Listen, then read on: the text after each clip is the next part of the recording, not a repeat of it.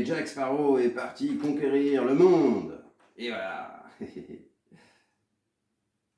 Oh, salut tout le monde. Bon, je crois qu'il faut qu'on parle. Je vais enlever ma casquette de papa et on va passer à la casquette de professeur de physique. Salut à tous. Et oui, c'est la période. Bien, nous allons travailler aujourd'hui sur le TP, sur la transformation chimique. Il y a une classe qui ne l'a pas faite avec moi, donc voilà, je vais essayer de vous la faire avec le tableau de mon fils. Et je vais arrêter de jouer à Pirates des Caraïbes.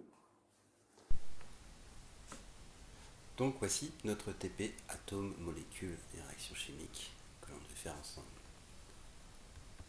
Je vous montre un petit peu. Voilà, TP1, TP2, TP3. Pour le TP1, nous avons choisi d'utiliser différents symboles de représentation. Tout d'abord, le carbone. Carbone, on représentera l'atome par une sphère noire. L'atome d'oxygène par une sphère rouge. L'atome d'hydrogène par une sphère blanche. L'atome d'azote par une sphère violette. Voilà. Donc vous pouvez compléter ça sur votre TP1. Quels sont les symboles? Pour retrouver les symboles, on utilise le tableau périodique. Dans le tableau périodique, il y a une centaine d'éléments qui regroupent tous les atomes présents dans l'univers. L'atome de carbone, si vous cherchez, vous allez trouver la lettre C majuscule. Pour l'atome d'oxygène, vous allez trouver le O majuscule. Pour l'atome d'hydrogène, le H majuscule. Pour l'atome d'azote, vous allez trouver le N majuscule. Donc vous voyez que ce n'est pas forcément la première lettre de l'atome qui est représentée en majuscule. Autre problème, on a parlé de l'atome de carbone qui commence par la lettre C. Donc c'est son initiale. Que faire pour le calcium? Le calcium, il commence également par la lettre C. Eh bien, on va utiliser la deuxième lettre, mais cette fois en minuscule. Donc pour l'atome de calcium, son symbole chimique sera un C et un A minuscule. Voilà pour la représentation du TP1. Bien, on va voir maintenant quelques molécules, le propane, l'éthanol, la vitamine C. On va voir quelle va être leur formule brute. Je vais vous laisser faire un certain temps, puis vous allez vous essayer de trouver, et puis vous indiquerez la formule brute sur cette feuille. Nous allons étudier le propane, essayer de savoir quelle est sa formule brute. Alors observez bien cette molécule en 3D. Il y a 3 atomes de carbone, 8 atomes de couleur blanche. Je vous laisse écrire. Donc il s'agit de C3H8. Je la mets en 3D pour que vous voyez mieux. Voilà.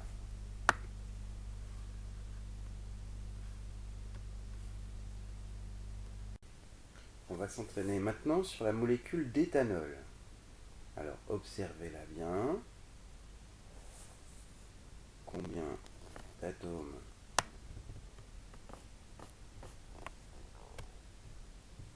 elle peut avoir? Je vous laisse compter. Prendre votre temps.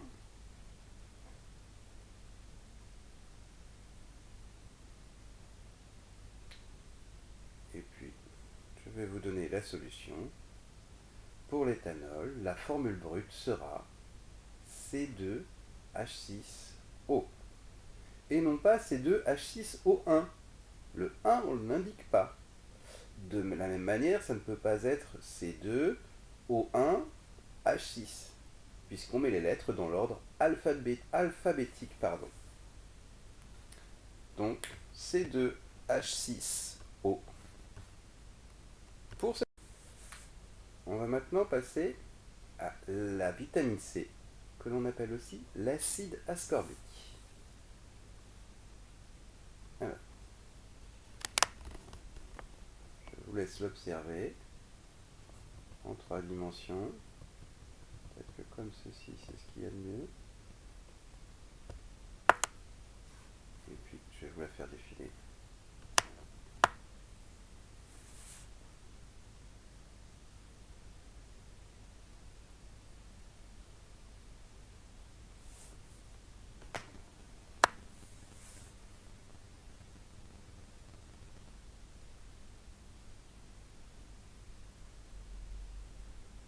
Donc, comptez bien. Il s'agit ici de la molécule d'acide ascorbique, qu'on appelle couramment la vitamine C, qui a pour formule brute C6H8O6.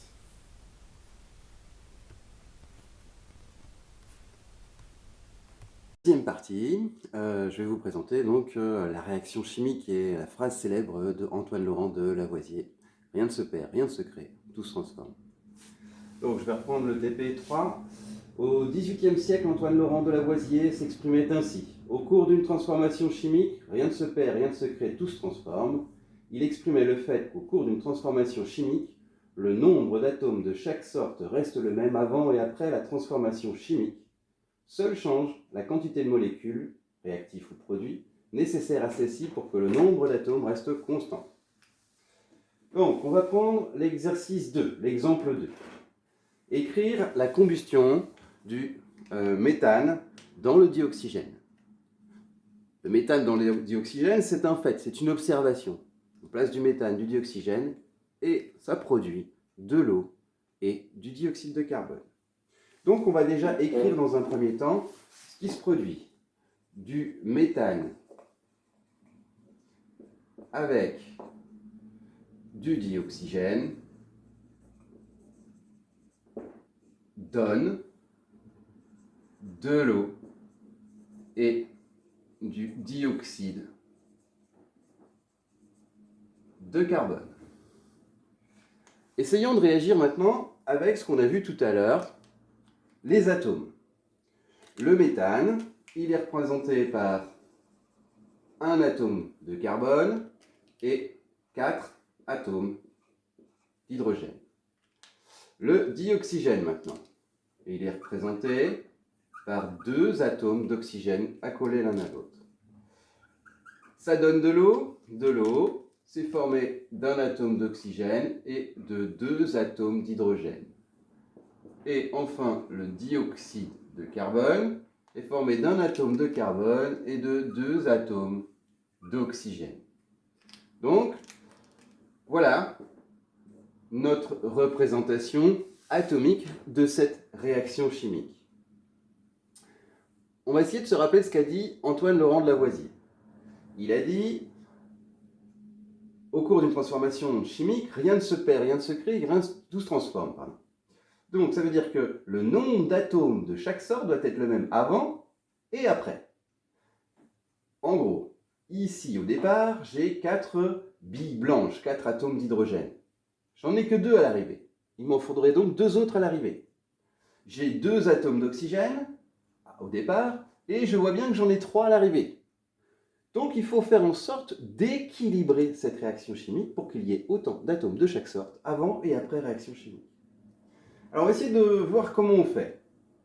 Ici j'ai 4 atomes d'hydrogène, j'en ai que 2. La seule chose que je peux rajouter, c'est soit de l'eau, soit du dioxyde de carbone, puisque ce sont les 2 seuls produits qui se forment. Eh bien, on va rajouter une molécule d'eau. De cette manière, eh bien j'ai 1, 2, 3, 4 atomes d'hydrogène, comme au départ. On va regarder maintenant les atomes de carbone. J'ai un atome de carbone ici, j'en ai un à l'arrivée. Donc ça, c'est équilibré. On va regarder les atomes d'oxygène, les billes rouges. 1, 2, 3, 4 à l'arrivée. Je n'en ai que 2 au départ. Eh bien, ce que je peux faire, c'est me dire qu'en fait, il me faudra 2 molécules de dioxygène pour équilibrer totalement la réaction.